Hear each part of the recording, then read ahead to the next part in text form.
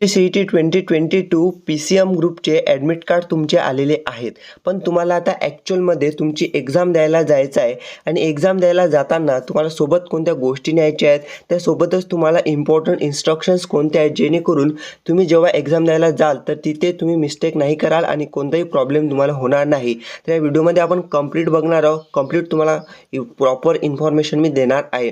बघा, अजूनसुद्धा तुमचं हॉल तिकीट तुम्ही डाउनलोड केलं नसेल तर MST CETच्या ऑफिशियल वेबसाईटवरती जा. तिथं तुमची लिंक मिळेल तुम्हाला ॲडमिट कार्ड डाउनलोड करण्याची PCM ग्रुपची, आणि तिथे तुम्ही तुमचा ॲप्लिकेशन नंबर आणि date of birth correct enter करून तुमचं ॲडमिट कार्ड तुम्ही तिथे डाउनलोड करून घ्या. आता बरेच स्टुडंट्सचा हा प्रश्न आहे की ॲडमिट कार्ड आम्ही Xerox black and white print काढायची की आम्ही इथं कलर प्रिंट काढायची. तर तुम्हाला इथं कलर प्रिंट काढायची आहे ॲडमिट कार्डची. ओके.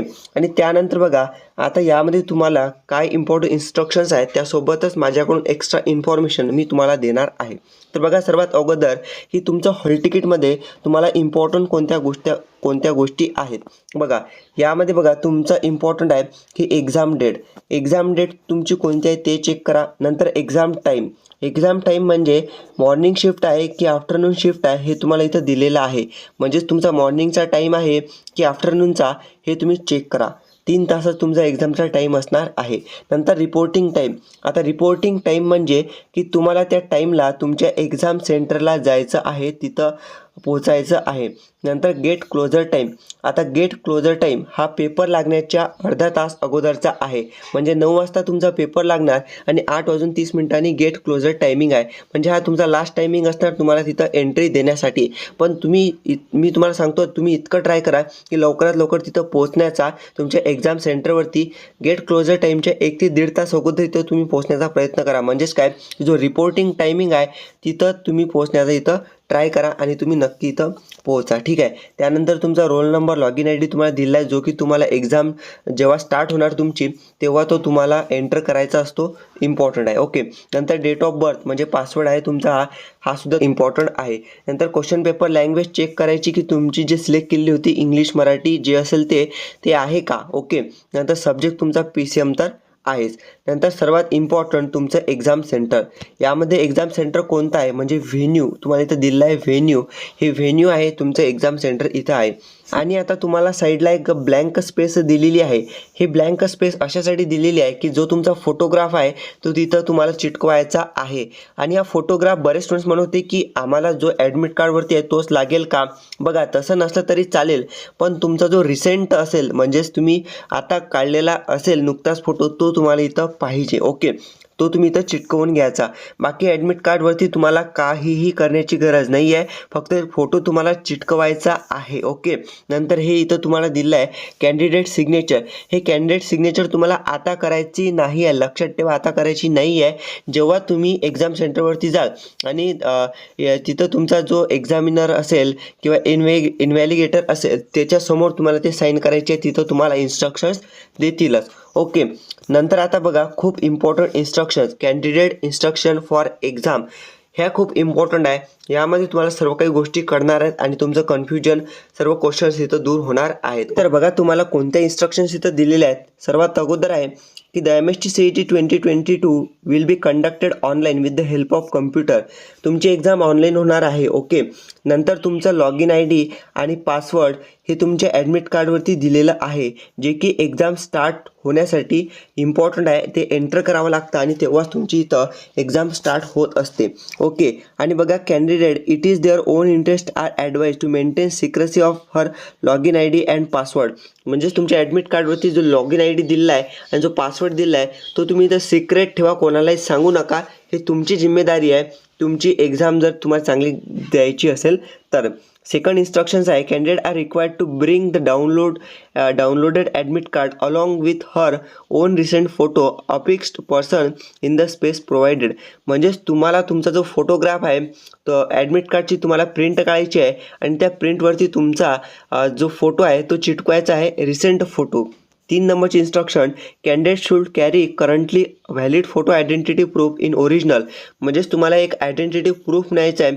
त्यामध्ये तुम्ही नेऊ शकता pan card, Indian passport, driving licence, voter ID card, किंवा तुम्ही बँक पासबुक विथ फोटोग्राफ, तुमच्याकडे बँक पासबुक असेल. आता बरेच स्टुडंट्स असतात त्यांच्याकडे पासपोर्ट, इंडियन पासपोर्ट नसेल, पॅन कार्ड नसेल, ड्रायव्हिंग लायसन्स नसेल, वोटर आय डी नसेल, तर तुम्ही एक काम करा की तुमच्याकडे बँक पासबुक असेल विथ फोटोग्राफ, तो तुम्ही नेऊ शकता. किंवा वोटर आय डी कार्ड असेल किंवा ड्रायव्हिंग लायसन्स असेल ते सुद्धा चालेल. आधार कार्डसुद्धा चालणार. ओके, आधार कार्डसुद्धा चालणार. आता बरेच स्टुडंट्स असे म्हणतात की आम्ही आधार कार्ड आमच्याकडे नाही आहे, पण मोबाईलमध्ये सॉफ्ट कॉपी आहे ॲड आमच्या आधार कार्डची किंवा पॅन कार्डची, पण ते चालणार नाही आहे. इथं स्पष्ट दिलं आहे, kindly remember that soft copy of the Aadhaar card or any other photo I D proof will not be accepted. म्हणजेच तुम्हाला तुमची जे ओरिजिनल आय डी आहे तेच तुम्हाला इथं न्यायचं आहे. ओके, नंतर इथं बघा, आता मोस्ट इम्पॉर्टंट आहे की you must bring a ball pen. Okay, you must bring a ball pen with you, will have to sign attendance sheet in the presence of invigilator. म्हणजेच तुम्हाला अटेंडन्स शीट असणार तिथं साईन करण्यासाठी तुम्हाला pen तर न्यायचाच आहे. त्यासोबतच पेन तुम्हाला अशासाठी न्यायचं आहे की तुम्हाला तिथं रफ वर्कसाठी सुद्धा पेजेस दिल्या जातील. ओके, तर त्यासाठी सुद्धा तुम्हाला हे न्यायचं आहे. तर 7 नंबरचे इन्स्ट्रक्शन्स आहेत. The mere fact that the admit card has been issued to the candidate does not imply that her candidate finally cleared by the CET sale.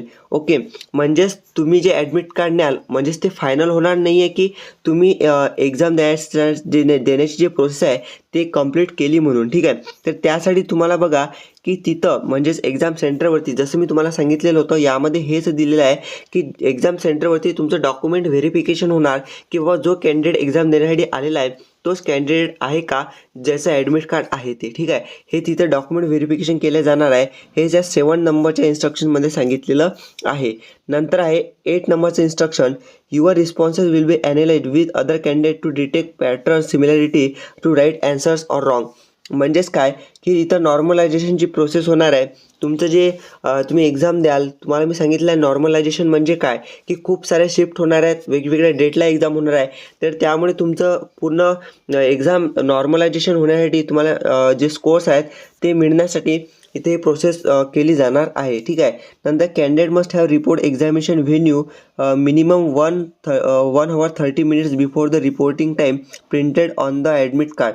म्हणजेच काय तुम्हाला इथं सांगण्यात आलेलं आहे की जे तुम्हाला एक्झाम सेंटर आहे तर तिथं तुम्ही रिपोर्टिंग टाईमच्या 1.5 तास अगोदर तिथं पोहोचा, जेणेकरून तुम्हाला जे आहे इथं कोणताही उशीर होणार नाही. ओके, नंतर बघा, candidate arriving late will not be permitted to appear the online examination at any cost and candidate. म्हणजेच जर तुम्हाला लेट झालं तर तुम्हाला कोणत्याही कंडिशनला इथे एक्झाम देता येणार नाही आहे, इथं स्पष्ट सांगितलेलं आहे. म्हणून मी अजूनसुद्धा सांगत आहे, जो टाईम आहे परफेक्ट टाईमला पोहोचा. ठीक आहे, टाईम खूप इम्पॉर्टंट आहे तुमच्यासाठी. ठीक आहे, नंतर बघा, यासाठी इम्पॉर्टंट आहे 10 नंबरचा इन्स्ट्रक्शन्स पॉईंट, तो म्हणजेच की use of books, notebooks, calculators, watch calculators, pages, mobile phone and all types of electronic gadget is not permitted in the examination hall. म्हणजे हे सर्व काही गोष्टी आहेत, बुक्स असतील, notebook, calculator, watch calculator, pages, mobile phone, हे तुम्हाला exam हॉलमध्ये नेता येणार नाही आहे. ठीक आहे, लक्षात ठेवा. त्यामुळे गोष्टी तुम्ही सोबत घेऊन जाऊच नका. ओके, आणि बघा, तुम्हाला जे रफ पेजेस आहेत ते तुम्हाला मिळणारच आहेत तुमच्या एक्झाम सेंटरमध्ये. ओके, तर त्यामुळे तुम्ही काही सोबत नेऊ नका, फक्त तुम्ही तुमचा सोबत पेन न्यायचा रफ वर्क करण्यासाठी. ओके, नंतर बघा, जर अशा प्रकारचं काही आढळलं तुमच्याजवळ तर तुमच्यावरती कारवाईसुद्धा होऊ शकते आणि तुमची एक्झामसुद्धा तुम्हाला देता येणार नाही आहे, तुम्ही इथं डिस्क्वालिफाय होऊन जाणार. त्यामुळे ह्या गोष्टी तुम्ही सोबत नेऊ नका. खूप इम्पॉर्टंट ही इन्स्ट्रक्शन तुमच्यासाठी आहे. ओके, नंतर आहे 11 नंबरची हे instruction, any request for change of date, session, centre, venue will not be entertain. म्हणजेच काय, जर तुम्हाला वाटत असेल की माझी एक्झाम डेट किंवा एक्झाम सेंटर इथं चेंज व्हायला पाहिजे, असं काही होणार नाही आहे. जे एक्झाम डेट आहे, जे एक्झाम सेंटर आहे तेच तुम्हाला तिथं मिळणार आणि त्याच तारखेला तुम्हाला तिथं जायचं आहे, त्याच टाईमला तुम्हाला तिथं जायचं आहे. ओके, त्यानंतर तुमच्यासाठी इम्पॉर्टंट इन्स्ट्रक्शन्स तुम्हाला इथं दिलेले आहेत, ते म्हणजेच की candidate downloading this admit card is suppose to have read and accepted instruction printed in the all pages of admit card. म्हणजेच तुम्हाला इन्स्ट्रक्शन वाचायचे आहेत जे मी तुम्हाला इथे सांगत आहे. ओके, नंतर आहे the person with disability shawl bring original disability certificate. जो PWD मधून असेल पर्सन विथ डिसेबिलिटी तर त्याच्याकडे ते सर्टिफिकेट असेल ते सोबत तुम्ही इथं घेऊन जायचं आहे. And scribe from fully filled and the photo of the scribe pasted in it as it is applicable. तुम्हाला इथं स्क्राईब न्यायचं आहे फुल फिलअप करून जे तुमचं इथं डिसेबिलिटी म्हणून इथं तुम्हाला सांगणार आहे. नंतर 19 नंबरचा खूप इम्पॉर्टंट इन्स्ट्रक्शन्स आहेत ते म्हणजेच की लॉक टेबल. आता PCMसाठी लॉक टेबल न्यायचा का बघा, log table will be available in soft copy on candidate system for solving problem. म्हणजेच तुमच्या कम्प्युटरवरतीच तो तुम्हाला इथं सॉफ्ट कॉपी म्हणून लॉक टेबल अवेलेबल असेल. तुम्हाला hard copy or log table will not be permitted to carried inside the examination hall. Hard copy तुम्हाला लॉक टेबलची न्यायची नाही आहे एक्झामिनेशन हॉलमध्ये. तिथं तुम्हाला तुमच्या कम्प्युटरवरती सॉफ्ट कॉपी मिळणार आहे. ओके, 22 नंबरचे इन्स्ट्रक्शन्स आहेत ते म्हणजे हेच की जर तुम्हाला तुमचं एक्झाम सेंटर दूर असेल तर तुम्हाला इथे ॲडवाईस दिली आहे की लवकरात लवकर तुम्ही तुमच्या घरून इथं निघायचं एक्झामला पोहोचण्यासाठी. नंतर 23 नंबरचे इन्स्ट्रक्शन खूप इम्पॉर्टंट आहे बघा. Candidate who have filled in म्हणजेच तुमचं जर ॲडमिट कार्डवरती रॉंग नेम असेल, रॉंग डेट ऑफ बर्थ किंवा अपलोडेड द रॉंग फोटो किंवा uploaded wrong signature in the MST CET online application form should bring and unconditional undertaking mentioning the wrong information. मी तुम्हाला सांगितलेलं आहे की जर तुमच्या ॲडमिट कार्डवरती काही मिस्टेक असेल तुमच्या नेममध्ये, डेट ऑफ बर्थ, तुमचा फोटो तुम्ही दुसरा अपलोड केला असेल किंवा सिग्नेचर चुकीची असेल तुमची तर तुम्ही एक काम करा की तुम्हाला एक फॉर्म आहे unconditional undertaking by the candidate. हा फॉर्म तुम्हाला न्यायचा आहे, फॉर्म फिलअप करून न्यायचं आहे, त्याची प्रिंट काढा, तो फॉर्म भरा आणि फॉर्म कसा भरायचा याचा सुद्धा व्हिडिओ आहे चॅनलवरती चेक करा. ओके, आणि तो तुम्हाला सोबत न्यायचा आहे. ओके, नंतर most important the candidate will be required to upload affidavit unconditional undertaking mistake committee in the CET application form while filling the centralise admission process. म्हणजेच तुम्ही मिस्टेक केलेली होती तुमच्या ॲडमिट कार्डवरती हे तुम्हाला तुमच्या ॲडमिशनच्या वेळेस हा फॉर्म तुम्हाला इथं सबमिट करायचा आहे, हे सुद्धा इथं लक्षात ठेवा. ओके, नंतर आता मोस्ट इम्पॉर्टंट आहे तुम्हाला प्रोव्हिजनल ॲन्सर की. हे तुम्हाला प्रोव्हिजनल ॲन्सर की मिळणार आहे नंतर तुम्ही एक्झाम दिल्यानंतर. ओके, नंतर इथं मोस्ट इम्पॉर्टंट दिलं आहे आता तुमचा PCMचा एक्झाम आहे. नंतर PCMची एक्झाम तुमची total physics, chemistry and mathematics 180 मिनिट्सची तुमची इथं असणार आहे. 90 minutes for physics and chemistry will be enabled. म्हणजे सुरुवातीला तुम्हाला फिजिक्स आणि केमिस्ट्री सॉल्व करायचं आहे आणि फिजिक्स आणि केमिस्ट्रीमध्ये तुम्ही अगोदर कोणतेही सॉल्व करू शकता, केमिस्ट्री करा किंवा फिजिक्स करा. याची स्ट्रॅटजीसुद्धा मी प्रोव्हाइड केली आहे की टाईम मॅनेजमेंट तुम्ही कसा करायचा.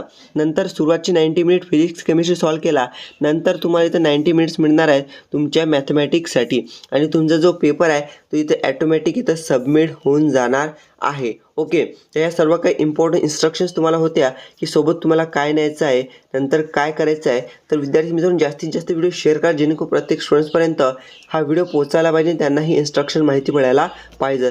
चॅनलवरती नव्हे सबस्क्राईब करून नक्की ठेवायचं. Thank you for watching the video.